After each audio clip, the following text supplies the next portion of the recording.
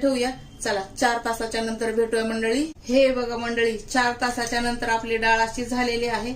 आता यावरचं सर्व पाणी काढून आपण दुसरं पाणी यामध्ये टाकून ही डाळ छान वाटून घ्यायची आहे.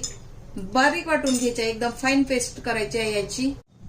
चला आपण आता दुसरं पाणी टाकूया यामध्ये. ही डाळ मंडळी आपण 2 ट्रिप मध्ये वाटून घेऊया, कारण आपण बारीक वाटणार आहोत. चला डाळ वाटल्याच्या नंतर भेटू मंडळी. हे बघा मंडळी, एकदम बारीक पेस्ट आपण ही वाटून घ्यायची आहे. जाडसरपणा थोडासा असला तरी चालेल, पण एकदम पण जाडसर नसावं. जेव्हा पण आपण ही डाळ वाटतो ना, त्यामध्ये आपण थोडंसं पाणी टाकायचं आहे डाळीमध्ये वाटताना. असं सुकी डाळ वाटली जाणार नाही. थोडंसं पाणी टाकायचं आहे आणि हे वाटून घ्यायचं आहे. हे आहे आपल्या उडदाच्या डाळीचं पीठ. आता काय करायचं, सेम प्रोसेस आहे मंडळी. जे आपण दही वडे बनवले होते ना, तेच प्रोसेस आहे.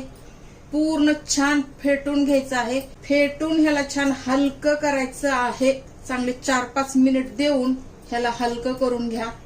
चांगलं मध्ये मध्ये गॅप घेऊन मंडळी 3-4 मिनिट छान फेटून घ्या. फेटलं हे कसं कळेल आपल्याला, तर मागे मी दाखवलं तसं थोडंसं पीठ आपण पाण्यात टाकायचं. पीठ छान तरंगलं, फ्लाय केलं की आपण समजायचं आपला बॅटर एकदम परफेक्ट आहे. चला पुढे बघूया काय करायचं. आता यामध्ये टाकूया मंडळी 2 हिरवी मिरची आहे. तर यामध्ये पण आपल्याला मिरची टाकायची असेल तर तुम्ही मिरची अजिबात वाटू नका, तडक्यात टाका, कारण थोडं जरी तिखट झालं तर मुलं खात नाही. आता यामध्ये टाकूया मीठ, कारण चटणीमध्ये पण आपण मीठ टाकलं होतं ना, ते बघूनच मीठ आपण यामध्ये टाकायचं आहे. दोन्हीचा बॅलन्स बरोबर झाला पाहिजे. आता हे टाकल्याच्या नंतर छान दोन्ही पदार्थ छान मिक्स करून घ्यायचे आहेत.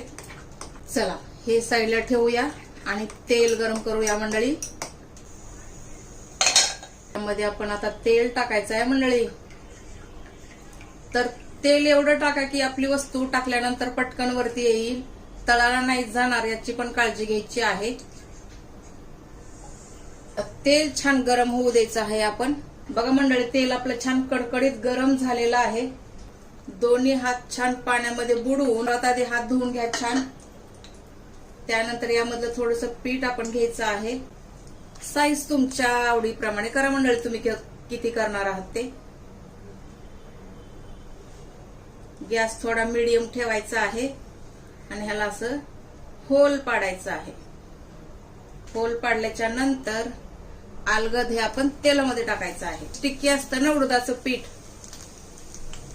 तर स्टिक्की असल्या कारणानं हाताचं लवकर सुटत नाही. त्यासाठी आपण हे प्रोसेस करायचं आहे.